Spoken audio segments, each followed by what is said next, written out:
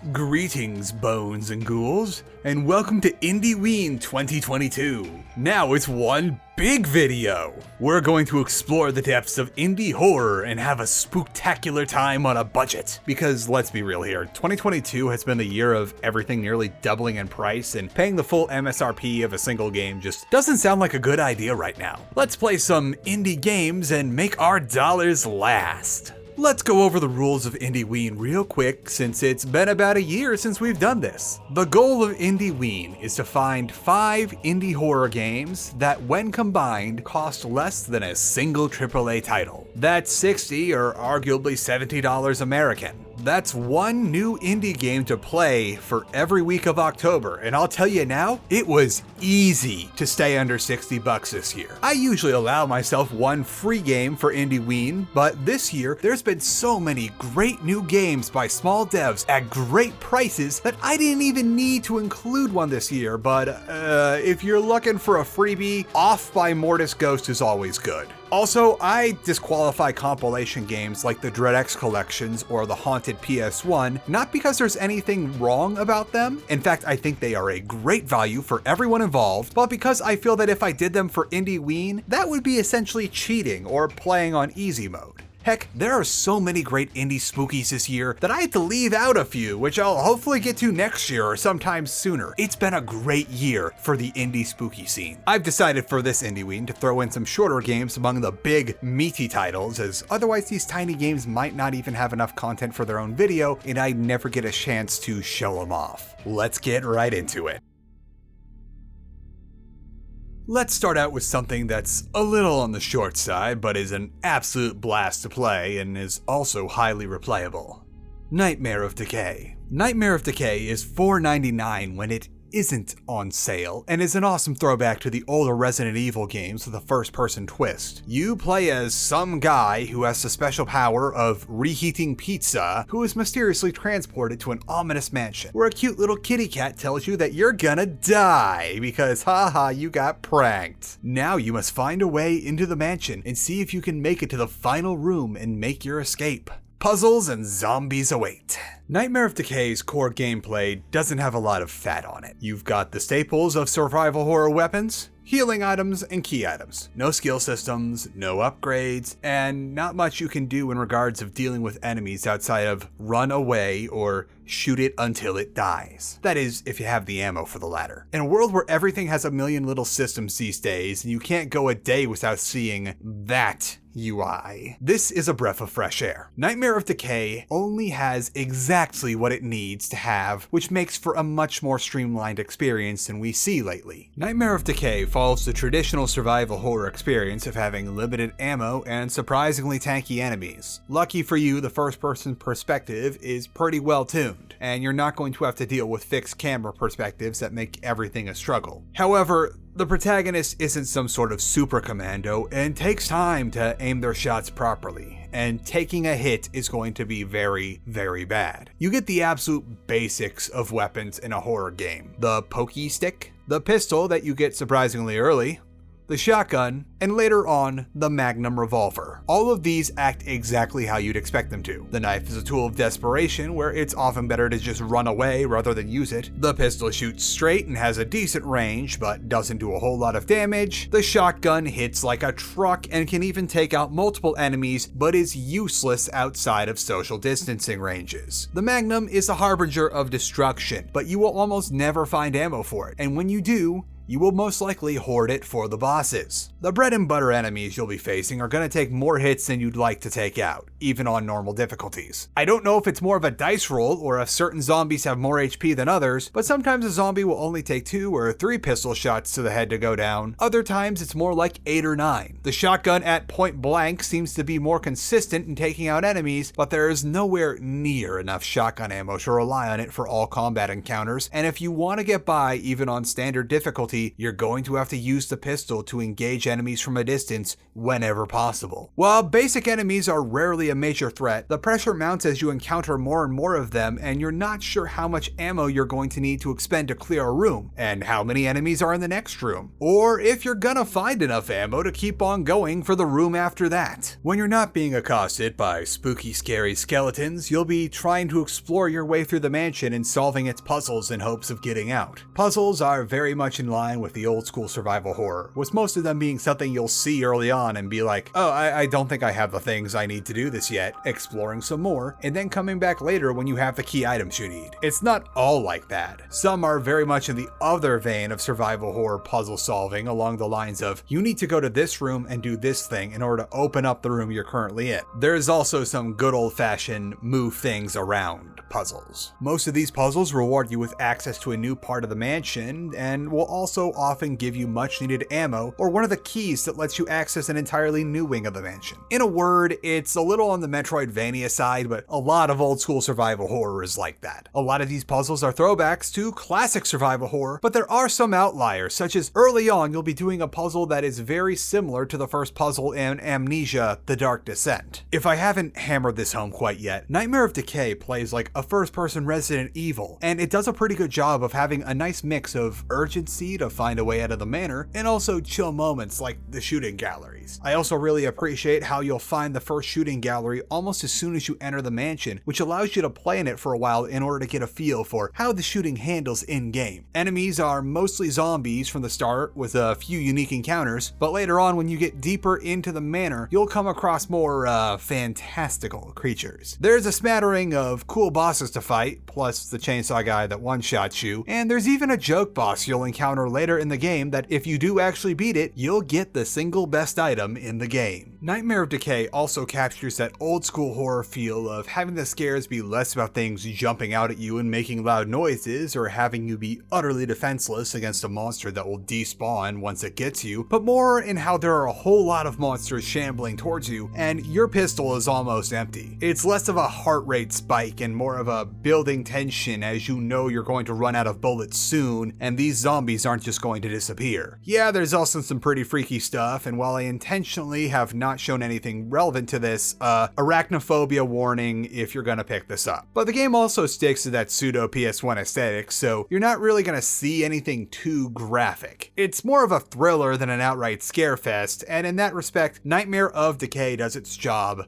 very well. There's one last thing to talk about when it comes to Nightmare of Decay, and that, like a lot of older horror games, it's short. Very short. My initial playthrough on normal mode took me just under 2 hours. Much like the mechanics, there's not a lot of fat in Nightmare Decay's runtime. There's very little in the way of cinematics, side objectives, or filler content. Nightmare of Decay is not a game where you'll spend 30 hours running around looking for Nirnroot. It's a game where you get absconded into a spooky mansion and you want to get out as fast as possible. Luckily, Nightmare of Decay is highly replayable, with harder difficulties, but also a game that has a horde mode, challenge runs such as knife only or no sprinting, a randomized dungeon mode, and it's also shaping up to be a pretty decent speed game. As I write this, I believe the current any % record is just under 16 minutes, and by the looks of things, with enough determination, there's still probably a few optimizations to be made, and just like any game, there's probably some sort of speed trick or shortcut that hasn't been found yet, since the game's only been out for, I don't know, a few months now. Overall, for $5, Nightmare of Decay is a solid buy.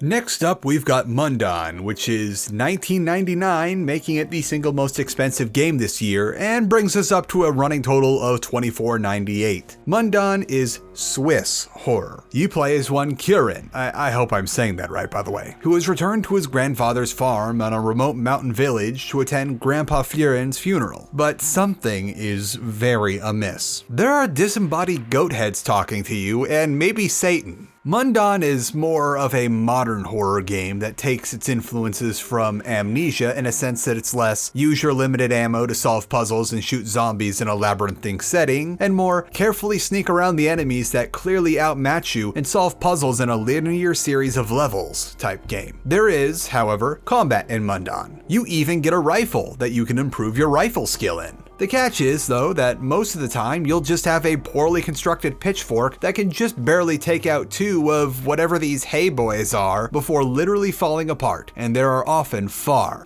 too many monsters for you to reasonably dispatch all of them unless you want to get really creative. Thankfully, Mundaun does give you that opportunity, as there's lots of hay laying around the mountain, and the enemies are some kind of hay monster. And you have lots of matches. You can also try repeatedly hitting enemies with your car, but I was never able to actually kill anything this way. It all boils down to that even one basic enemy can very easily kill you, and even when you have the rifle with ammo to spare, it's not in your best interest to try and take out everyone in an area. There's some enemies that you just can't outright kill, or even so much as slow down, and it's all you can do to repel their attacks for long enough to try and get away from them. If anything, the best strategy for when you have to get close to an enemy is sneak up on them, give them a really hard poke that knocks them down, then grab whatever you need to grab before running away. While Mundaun is a linear game that has some backtracking to earlier areas, there's plenty of exploration to be done in those areas, and in a break from the norm of modern survival horror, you can upgrade your character by finding power-ups. These take the forms of eating meals to become a bigger boy so that you can take more damage before dying, finding rifle literature that will reduce the sway of the rifle when you're aiming it, and coffee, which makes you braver and therefore less prone to the spooky effects of monsters. You know, I can totally see that, by the way. There's a certain fearlessness required to consume 4 pots of coffee in the span of a few hours and then use a stranger's bathroom. I also like how, being as the coffee is one of the most useful upgrades in the game, you gotta find the coffee itself, some firewood to burn on the stove, and then find a well to fill the pot with water to brew the coffee in. Fortunately for you, you don't have to carry around all the extra firewood you find or have the pot in your inventory, because placing them in the storage in any kitchen you find will make the extra stuff you've got available anywhere. It's a nice touch. So I don't know if you noticed this yet, but Mundaun is highly stylized. All the textures in game are hand penciled and make the world look as if it's all being taken out of Kieran's sketchbook. Speaking of which, the game's journal is stylized as said sketchbook, with things like the maps you'll be getting being Kieran drawing what he sees sitting on a bench at a scenic overlook. Mundaun does a lot of shading and grayscale stuff, and frankly, it's a bit of a moot point about the lack of color because most horror games are so dark you can't see much color in the first place. The look is certainly Mundaun's biggest draw, and it does look good. I'd be all for more horror games trying out more experimental art styles like Mundaun does, because it seems like everything these days is either super duper HD gory or what PS1 graphics looked like in our memories. Mundaun is very much a story-driven game, and while there are multiple endings to experience, they hinge on making certain choices at key points. For this reason, I'm not going to get too into the story since that's the game's bread and butter. Mundaun is very much all about experiencing the story and exploring the hand-drawn mountain to be rewarded with more pieces of this strange little world that you're in, and maybe some of those power-ups too. There's other things beyond the story and collectibles, such as listening to the radio or the sleigh riding minigame you can find if you explore every nook and cranny. Without getting too much into it, Mundaun's story is learning that sometimes the mistakes of the past will affect you even if you weren't even around to make them. Kieran's arc is getting to the bottom of whatever happened with his grandfather and the mysterious man before his father was even born, and then trying to find a way to fix the lingering problem that resides in the mountain. Early on in the game, Kieran is marked by some supernatural force and becomes a target of the strange creatures being summoned to the mountain. And if that wasn't bad enough, an eccentric painter who's entered into the service of the mysterious man, and he's going to actively make your life miserable. Also, this child wants to know if you have games on your phone. Lastly, while I don't mean to alarm any of you, I was doing some research a while back and I've made a discovery about the source material of Mundaun. Goats are real. Next up, at the price of $5.99, bringing us to a total of $30.97, we've got something you've probably at least heard about already, because literally anyone who does Let's Play style content made a video about it. Iron Lung. Iron Lung is a short game by David Szymanski of Dusk and DreadX, and now Gloomwood fame, as he's helping Taffer with development. And now that I say it like that, damn. Dude's a machine. Straight up went and made an absolute banger of a spooky game in his downtime. Iron Lung's a short game, like easily done inside of an hour short. My own playthrough weighed in at a little under 90 minutes because I bonked midway through the game and also got lost for a bit. That being said, Definitely a good time, but not a long time. There's a reason why everyone went nuts over this. So let's talk about how Iron Lung plays. You see this little submarine? This is your entire world.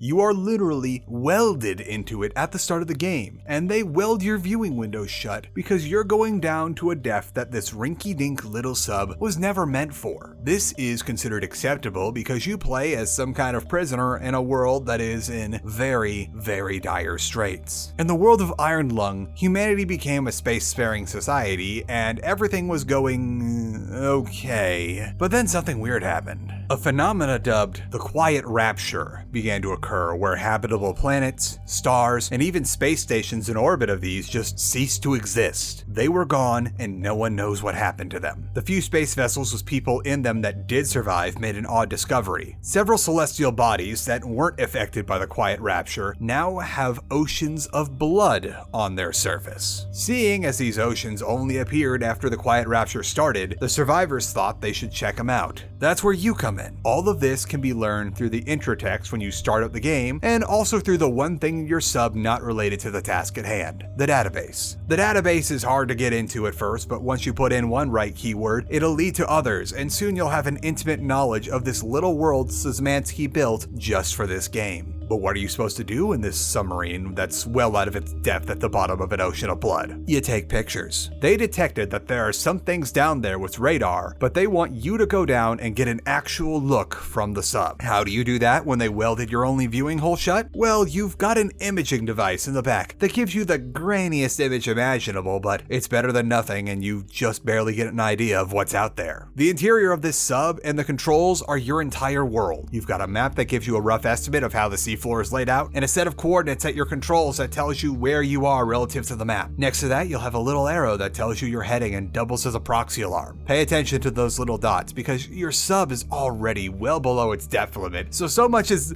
gently grazing a wall means you go boom. Your goal is to get to all the coordinates listed on the map and get to the right angle to get an image of the anomalies that came up on the radar. You do this by slowly, carefully, coaxing your sub through the undersea caverns while trying not to look at that oxygen meter too much. Where Iron Lung really excels at making the short time you play it a spooky one is that the sense of isolation you get when you're playing it. Your entire world is about 2 paces long, and there's nothing but the sound of the sub groaning under the pressure of the blood ocean. It's anxiety-inducing to constantly check the map to make sure you're going in the right direction and not straight into a wall. It gets tense when you have to navigate through the narrow opening in the caverns, and then things start messing with you. The groan of the sub starts sounding really weird. I don't know if the radar's acting up, but for a moment it said I was right up against a wall, despite my map saying that my coordinates are where I should be nowhere near a wall.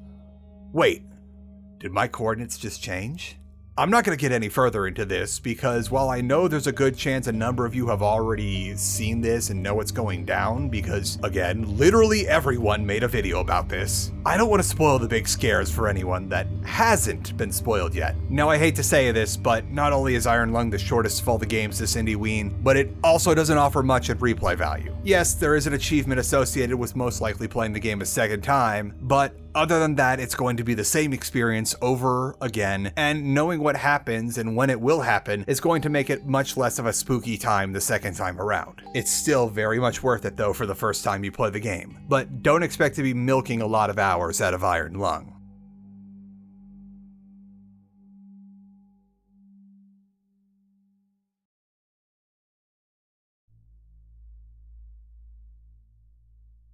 Time for another one that you've probably seen already, because everyone and their significant other who was awkwardly dragged in front of the camera overreacted to this on their streams. At $13.99, Phasmophobia is worth every penny and then some, and brings our total to $44.96. Yes, I'm aware it's still an early access game, but holy moly do they keep on adding cool new stuff to it. Phasmophobia is a blast to play. It's a spooky good time, and not only is there a strong player base to the point where I can easily find plenty of groups to play with on a weekday morning, and everyone I've encountered has been great and was a huge help at showing me the ropes. A short summary of Phasmophobia is that you play a ghost hunter, less in the vein of Egon Spangler and more in the vein of those reality TV shows, except for the fact that the ghosts are actually real, and they will kill you for trespassing. The primary goal of Phasmophobia is used to A. deduce what kind of ghost is inside this house, B. document evidence of this ghost, and C.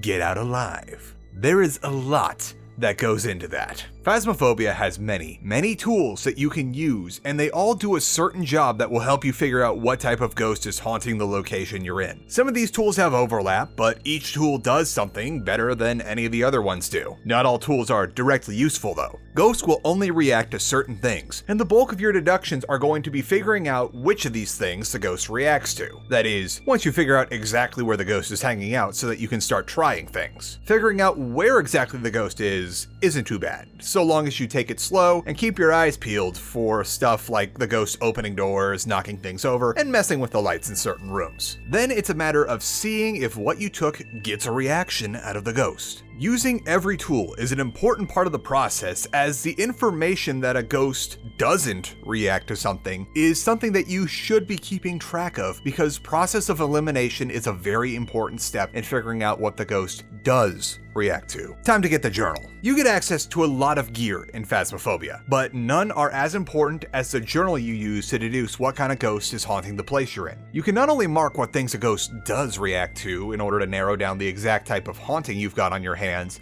but you can also remove certain supernatural phenomena to narrow it down too. But that's not all the journal can do for you. In addition to keeping track of evidence you've collected and objectives, every type of ghost that you'll encounter in Phasmophobia has a complete entry on it, and that will give you information beyond just flavor text and what things the ghost reacts to. This is very important if you want to stay alive. These journal entries are gonna be important because every ghost has its own AI that behaves in a different way. You can only do so much with narrowing down clues based on what a ghost reacts to without checking on a ghost's mannerisms, especially on high difficulties where ghosts will only react to 2 out of the 3 things they're known to react to, or even worse, they'll try to fake another ghost's reactions to try and throw you off, because that's just a thing you have to deal with on harder difficulties. Some ghosts hate light and will do everything in their power to keep the lights off, while other ghosts like the Jinn thrive in the light, which actively makes it much more dangerous to have the lights on while you're investigating, especially if there's a chance that it's going to be haunting soon in the house you're investigating. Some ghosts will hide in the corner and do as little as possible to interact with you. Other ghosts will actively try to mess with you as soon as you get inside the house they're haunting. Messing around with stuff can be moving things around, turning off a breaker box so the lights go out, and murdering you. It's time to talk about hunting, or hauntings. I prefer to say hauntings even though it says hunt in like all the stuff. After a certain grace period, which doesn't even exist on the harder difficulties, the ghost will decide that it's had enough of your trespassing on their property and decide it's going to lock you in and kill you. You'll most often know that a haunt is starting because, for one, the doorway that leads to your equipment truck will abruptly close. For another, if you've got someone in the truck on monitor duty, you'll notice that the spooky-o-meter goes straight up to 10 and stays there. More on the monitor duty later. Hauntings are when things get real. If a ghost gets you, there's no fighting or breaking free. You are dead. You can go to the ghost zone, which isn't nearly as cool as Danny Phantom makes it out to be, and you just kind of chill there until the round ends, which can be a while sometimes. I'll admit there were even times where I was like, screw it, and I left my office to just go make myself some lunch, and when I came back the round was still going because I got very early in the round. You can still hear proxy communications while you're dead, and while there is a penalty for dying at the end, you can still correctly guess the ghost based on what you're hearing through the void and still get some cash at the completion of a mission. Sometimes it's best to just try and run from a ghost, sometimes it's better to try and hide. It's always a good idea to turn off whatever tech you have, as when a ghost's a hauntin', that basically puts a big old beacon on you. There are some items that might help, like the cross, which acts as a preventative measure from haunting, but certain ghosts don't really care about crosses. And then there are smudge sticks. Smudge sticks seem to have a different effect between every guide I've read and every person I ask, but the gist of it is that if you burn one while the ghost is hunting, it'll confuse them or even make them go away. The catch is that you need the stick itself plus a lighter to burn it, which takes up 2 out of the 3 inventory slots you can carry at a time. I find that your best bet for surviving a hunt or a haunting is to keep a low profile and just cross your fingers and hope the ghost goes for the other guy. I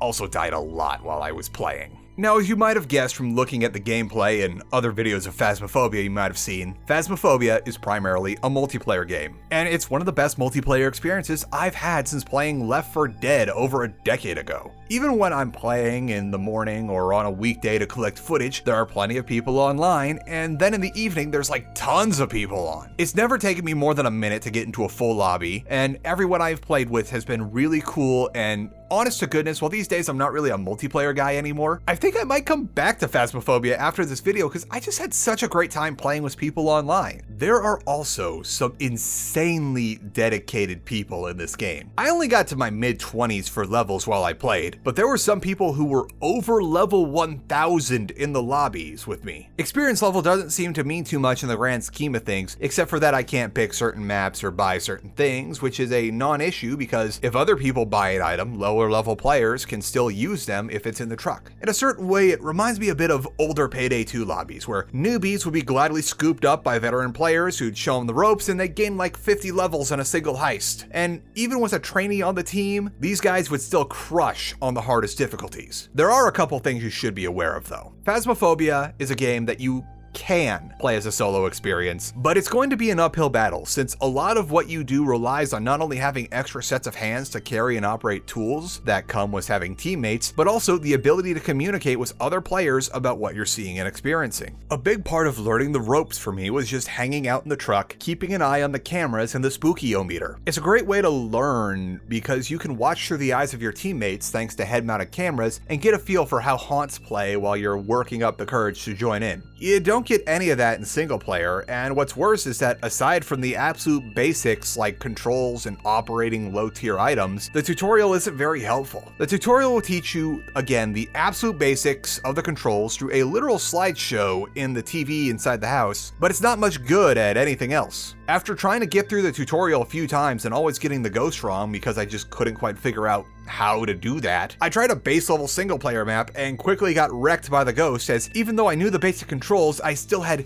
no idea what I was doing. This is a game where you're going to need experienced players to help you through the first few hours, and thankfully, everyone who I've encountered while playing this game has been really cool. Just joining lobbies and being open about the fact that you're kinda new and trying to learn the ropes is usually enough for people to be willing to help you so long as you yourself are being cool. It's worlds better than the tutorial, and soon enough you'll be able to carry your weight no problem. Another warning that's relevant for anyone looking to try out Phasmophobia is that they recently released a custom difficulty feature that allows for some absurdly high difficulties with the promise of insane bonus multipliers for finishing a haunt. I got wrapped up in a few of these and I can tell you that they are bonkers hard. The allure of getting a 15 times bonus multiplier on your reward money for difficulties is so enticing that a lot of people don't realize that even as veteran players, they are presently woefully unprepared for just how hard, if not near impossible, the 15 times reward multiplier is. In the time that I played Phasmophobia, I was in more than one group that had a host that really wanted that big fat payout, only to end up going completely broke because we'd keep wiping within minutes of the round starting. This is relevant to you, as if you choose to try out Phasmophobia, you might find yourself in this same bind as people are excited to try out these new crazy difficulty settings while you're trying to learn the ropes. But a host might keep on insisting on trying the cranked up custom mode because, money, and you won't learn much when you're only alive for about 30 seconds. Hopefully as time goes by and around the time this video goes live, people will have calmed down a bit on it, but it's still worth considering finding a new lobby if you're new to the game and you see that the custom difficulty is on the job board. Setting that aside, I cannot stress enough how every haunt is going to be a unique experience. Between the myriad types of ghosts and how there are a bunch of different maps to play on, you're going to be very hard pressed to have the same experience twice unless you're intentionally grinding one particular level for some reason, or you spend a lot of time in this game. Like, a lot. There's a bunch of maps and variants of these maps to choose from, and they don't seem to be slowing down on that. You can easily play the same level 2, maybe even 3 times in a row, and you will have a completely different experience based on what ghost is in the area and how this ghost decides to act. Even changing roles in the investigation can lead to totally different experiences. There aren't really dedicated classes or anything like that in Phasmophobia, but you can go in as the camera guy, you can go in like just keeping the spirit box on, trying to get the ghost to say something to you. You could choose to be the dedicated smudge matchstick or cross guy in case things go sideways. The list goes on. Oh, by the way, I totally forgot up until now, there's also a slew of cursed items like the Luigi board or the tarot deck that can spawn in during a haunt and totally change up how things go down. So since I know it'll come up, yes, like I said before, Phasmophobia is early access and has now been in early access for about 2 years. That being said, according to the EA box on the store page in Steam, the game was initially slated to go 1.0 in late 2022 or early 2023, which means we're close to the projected end of development. Also,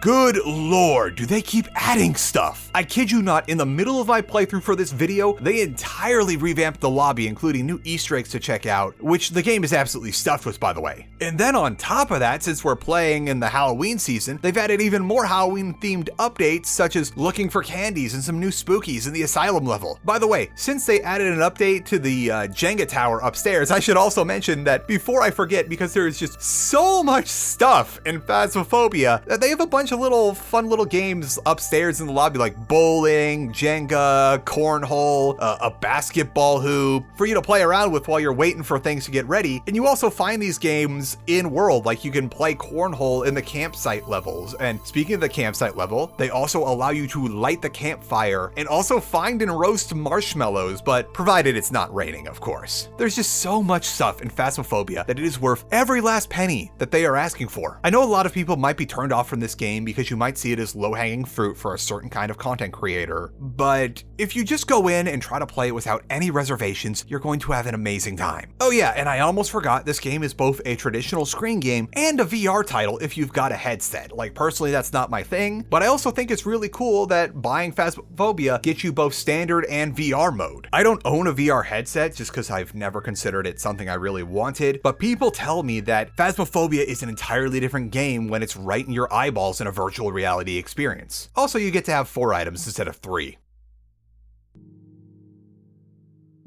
Now last, but certainly not least, we have Lunacid by Kira. That's right, Kira's at it again, and this time with a throwback to the King's Field games, which, in case you didn't know, were one of the series FromSoft was known for before they became the Souls game studio. Side note, looking back at From Software's pre-Souls library, they've got an insane range of games that they made. Lunacid has you playing as some poor sod who gets dumped into the big hole because that's just a thing we do in this world. Also, the moon started doing some weird stuff that made the hole, and we're trying to figure out why, and also there might be some like sea creature apocalypse stuff going on, but never you mind that for now. Your character creation consists of choosing from an array of character archetypes that you're most likely familiar with, followed by choosing a player avatar. You even have the option of adding your own custom avatar if you wanna, which I'll admit I didn't do for my initial playthrough, but through the magic of video editing, I can do this. Lunacid is a first-person dungeon adventure. You have your choice of melee or ranged weapons, plus rings that let you cast spells. You can have 1 weapon equipped plus 2 spell rings at any given time. Each kind of weapon does a certain type of damage, and various enemies will be weak or resistant to these types. Some enemies might even need you to do certain things in the map they're hiding in before they're even so much as vulnerable. You level up by hitting an XP threshold, but it's not automatic. You can actually gain several levels worth of experience at a single go, and gain a bunch of levels the next time you go to a crystal, and when you do level up, it's adding individual points into each stat like RPGs of old. Saving and leveling up is done through these crystals that each map has, which also serve as your save and fast travel points. If you die, you lose all the progress you made since the last save you made at the crystal, so save often. Crystals are also something that aren't just spoon-fed to you at the start of each level. Some of them are pretty hard to find, and sometimes I even went the bulk of a level without knowing where the crystal was, and by the time I found a level's crystal, it was more of a checkpoint for getting to the next area than the one I was currently exploring. Lunacid is very much a sword and sorcery game. There presently isn't all that much in the way of overt questing aside from getting to the next area and finding secrets, which we'll get into in a sec, don't you worry. And the game prefers not to hold your hand with story quests, but instead trust you to figure out that you need to keep progressing to figure out what's going on in the big hole.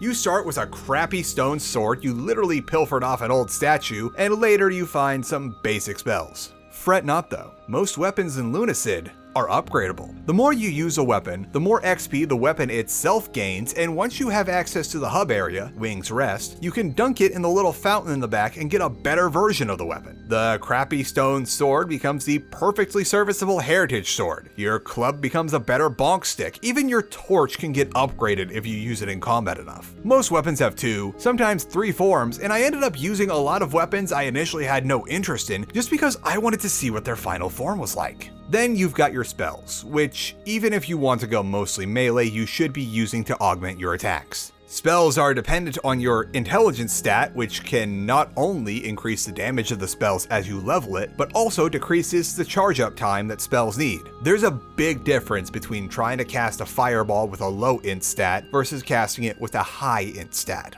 As a side note here, Lunacid does an excellent job of making all your stats matter and feel meaningful when you put points into them. Strength, well, makes you bonk things harder. Int gives you noticeable improvements in your casting time and spell damage. Agility lets you jump higher, and even after some investment will give you air control. Resistance makes you much less of a glass cannon. You get the idea. Back to the spells though. You get your usual suite of projectile elemental damage and a few oddities in between, such as the ability to summon coffins and stack them like boxes.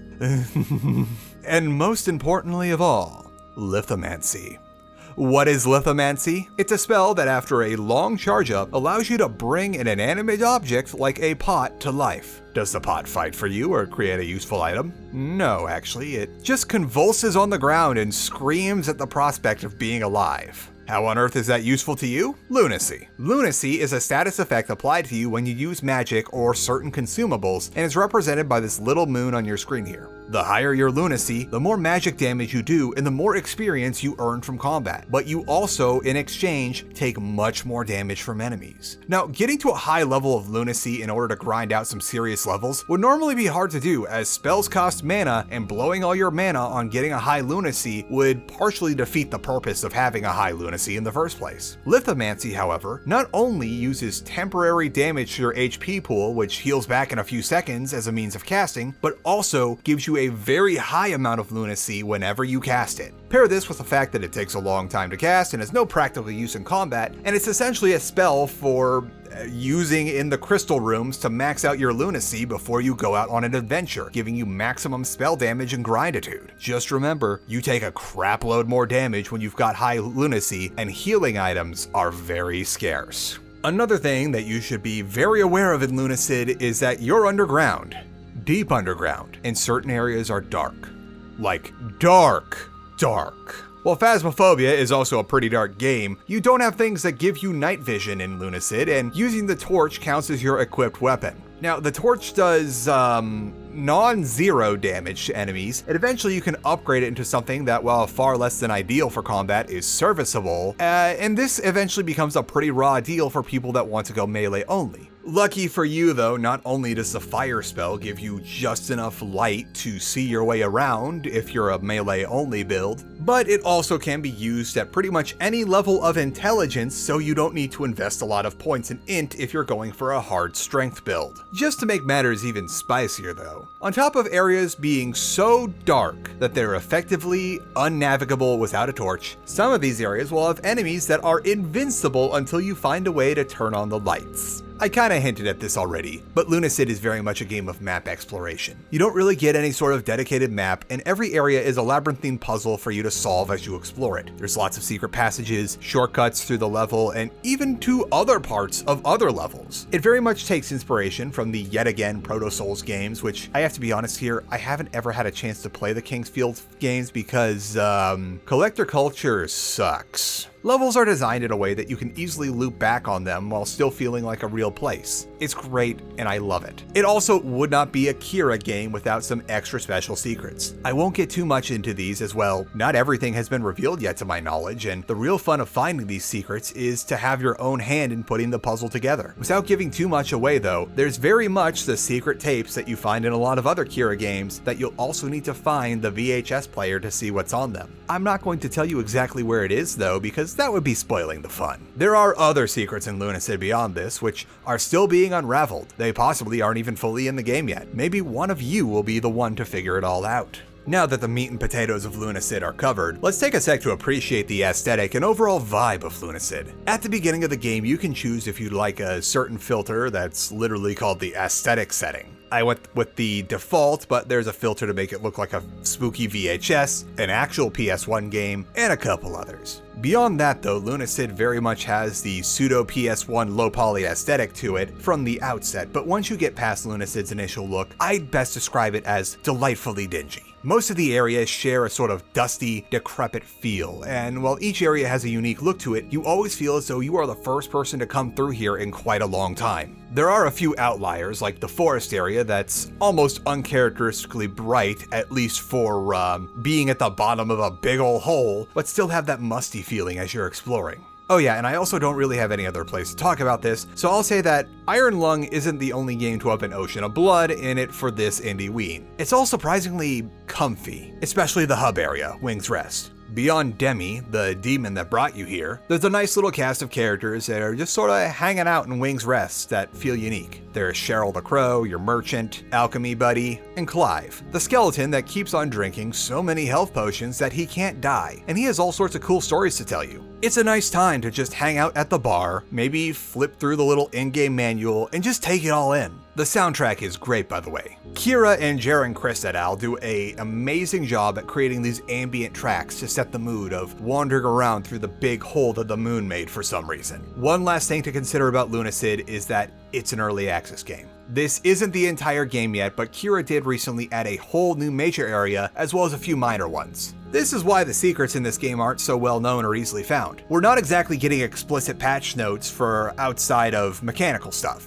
Lunacid came out in March of this year, and according to the early access box, Kira says it's going to be 1 or 2 years with no hard date set for 1.0. That being said, I got a solid 10 hours out of this game at launch, and that was before Kira started adding new mechanics and areas, and also I know for a fact I did not experience every area because some of them are very hard to find. For the price they're asking, Lunacid is an absolute bargain. It's $6.99. One last thing to think about while we're on this is that keyboard support is a thing, but Lunacid plays a lot better with a controller, so keep that in mind when considering which of these games you want to buy.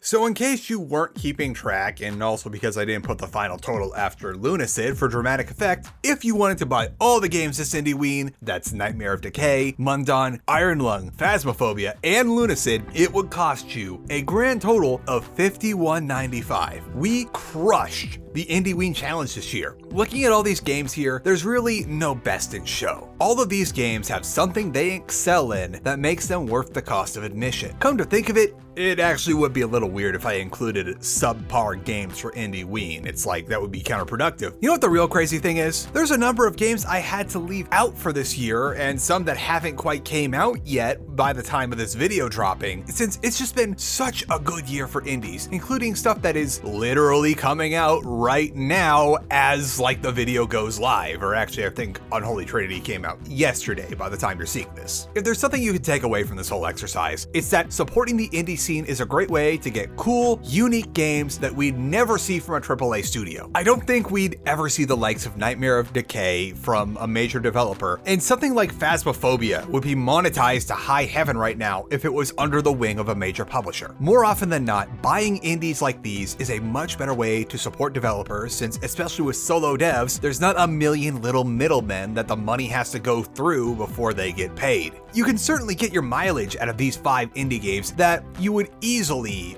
surpass what a AAA game could give you, and not a single one of these games I've shown you here today has any sort of DLC or microtransaction, although you can buy the Iron Lung soundtrack for $2, but that's not really in-game content you have to pay for. The indie scene is pretty much free of all the crap we've gradually had to put up with for the last 20 years. Buying indie means supporting cool, creative games from cool, creative people that, while sometimes are a little on the smaller side with scale, but are also completely free of big corporate crap. It's one of the most effective ways to vote with your wallet. And there you have it, folks. We found ourselves not 1, not 2, but 5 great indie games to play this Halloween, and all for less than the price of a single AAA release. I'd like to take this time to thank all of my patrons over at patreon.com/charlatanwonder. Your guys' contributions help make these videos possible, and each and every one of you are responsible for me being able to make great videos. If you'd like to join the ranks of the saucy ones, there's all sorts of cool stuff that you can get, like early access to videos, the ability to vote on what video I do next, behind the scenes updates, recipes for cooking segments, and more. Also, if you pledge yearly, I will send you a patron patch, which I do indeed make myself, and also I made some new thank you cards to send them in now that Halloween in July is over, because I gotta be honest, I just like making cool stuff for y'all. Can't support the channel right now? It's totally cool. If you enjoyed the video, please be sure to leave a like or tell me something cool about yourself in the comments. And if you feel like I've earned your subscription, I'd like to ask that you please consider also either following me on the Bird website over at Charlatan Wonder to see me post more cat pics, or drop into the Discord where we post cool memes and talk about tabletop games. And whenever someone who's been around for a bit has a birthday, I summon everyone into the VC to sing to them. I ask this because frankly, as both a creator and a user of this site, over the course of this year, YouTube's subscription system has become increasingly unreliable even with that stupid bell. If you can't or won't do any of this stuff, that's cool. I appreciate that you took the time to watch my video, and sometimes that's all I need. Now, I know some of you were expecting this to be 5 smaller videos like last year, so I may as well explain why I'm making the change before we get to Q&A. I decided to switch over to one big video because, for one, having Indieween be one video means I can do other things in October, like a proper Halloween special, and for another, making 5 videos in the span of 2 months' time between August and September after Halloween July, even if they're smaller than I usually do, was just way too much strain on me and really affected the quality of life I have in autumn.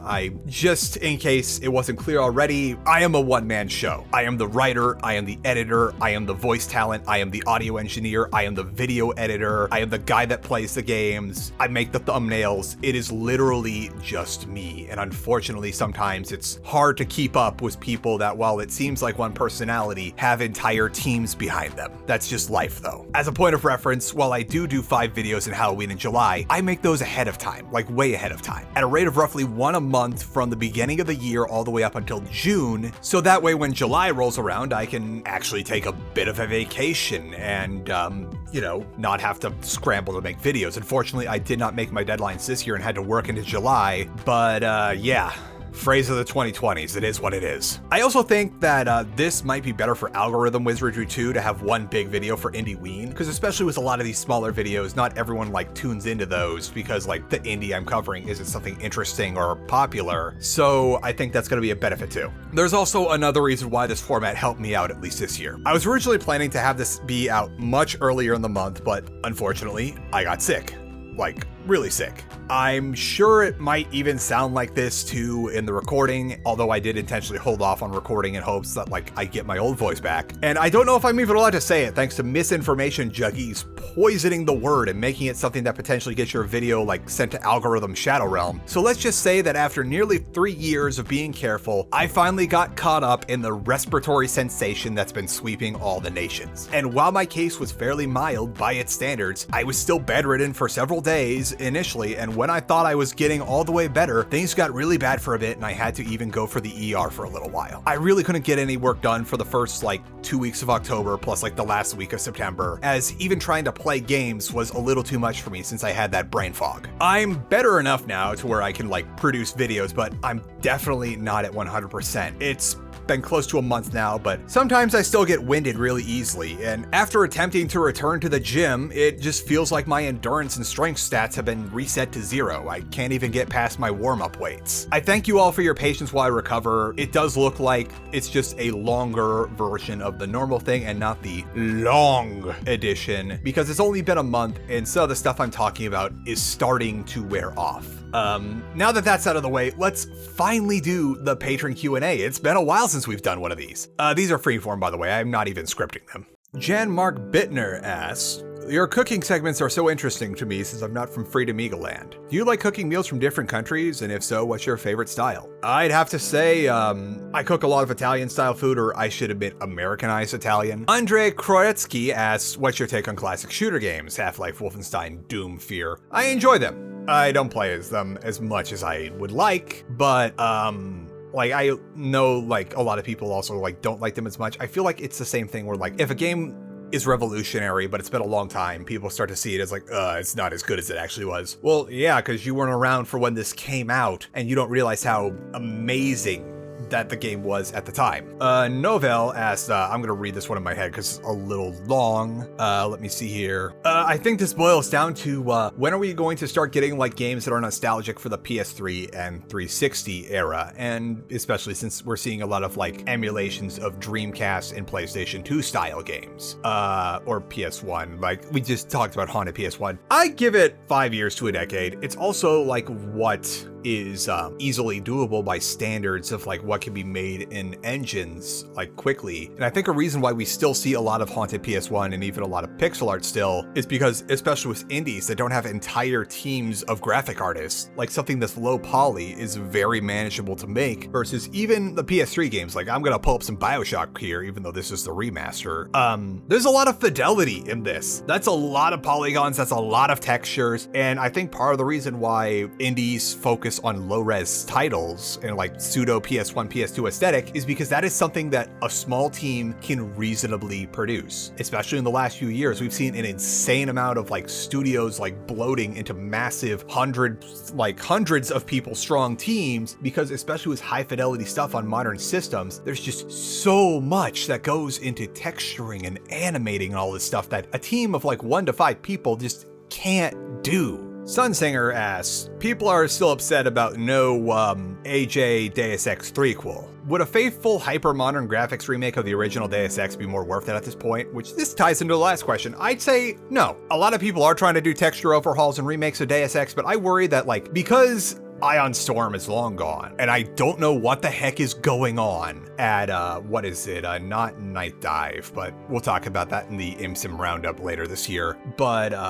Paul Nereff's studio that Warren Spector was a part of for a minute. Why am I spacing on the other side? I have no idea what's happening at Other Side, especially after like they may or may not be still working on System Shock 3. So at this point, I'd say no. There might be HD texture mods, but anyone they got to remake Deus Ex would most likely maybe not do it the due diligence. I think the best people that did do it was Eidos Montreal, a studio purpose built to give Deus Ex the love and respect it deserves. And they did a very good job in that respect. And I think they might be working on something just because like all the stuff, again, this is more things that are going to be talked about later in the IMSIM roundup video, but it's been a wild year for Eidos Montreal. All right, let's see. Shelby says, what is a game that you don't feel got a fair shot, whether it's because it fell apart during development or fizzled on release for whatever reason? And also preferred comfort food.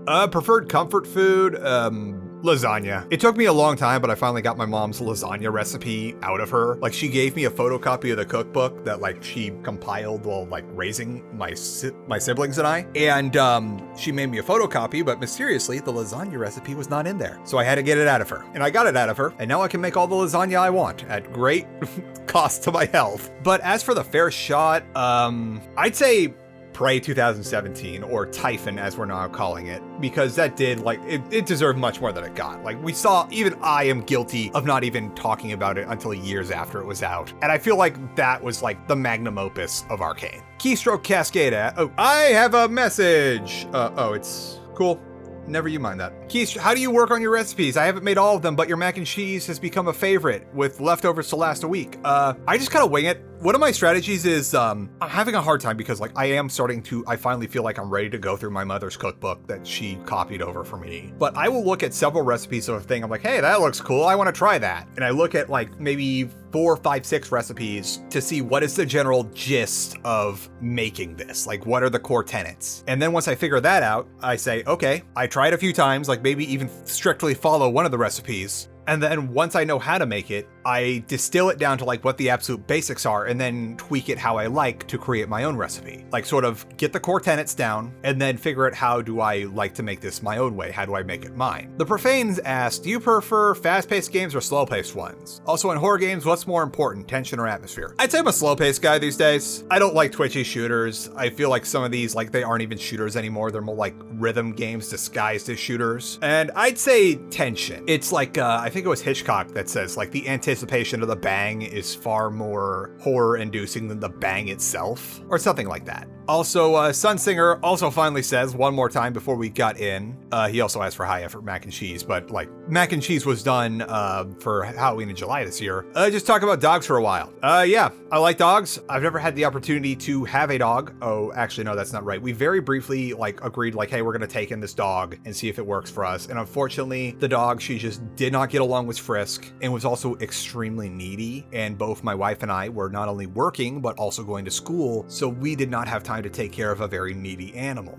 So we had to unfortunately give her back. And luckily someone did take the dog in, because it was a situation where my wife used to work at an animal hospital that was kind of in a questionable part of town. And there was a Motel 6 nearby where people would frequently like blow through and abandon animals. So there were a lot of like abandoned dogs that like were able to take in. I want to thank you all so much for watching. Sorry I don't do the Q&A as often. Please remember, wash your hands, wear your mask. Please just take it from me. Wear the mask in public settings. It's not worth it to not. Make sure that you bundle up when you go out because it's very cold. And please enjoy this cat video. Thank you so much for watching. This boy has been the rudest chonkulus lately. Yeah, that's right. You. And I think I know why. It's because we reduced his snacks and there are no more.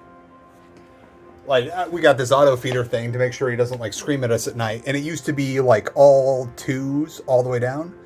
But we've halved his daytime portions to try to bring the thing down because the feeder kept you at an equilibrium. But that was a very chonky equilibrium. You, sir, when we took you to the vet, were 18.3 pounds. You're so wobbly, we have to brush you because you can't clean your back. That is not healthy. I admit, I'm pretty fat too, but I'm working on it. Even though essentially erased 4 months of gym progress. I couldn't even get out of my warm-up weight at the gym today. Don't get sick, people. Don't become a chonk. Oh, yeah. That's a mood. He's not like biting and scratching. But maybe I know what we can do to appease him. Where is it? Here it is. The brushie. Would you like a brushie? No. Oh. No brushie right now?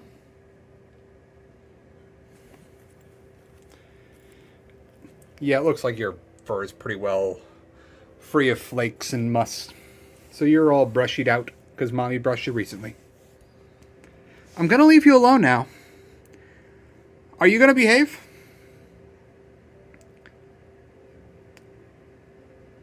Does that mean you're going to behave? Probably not.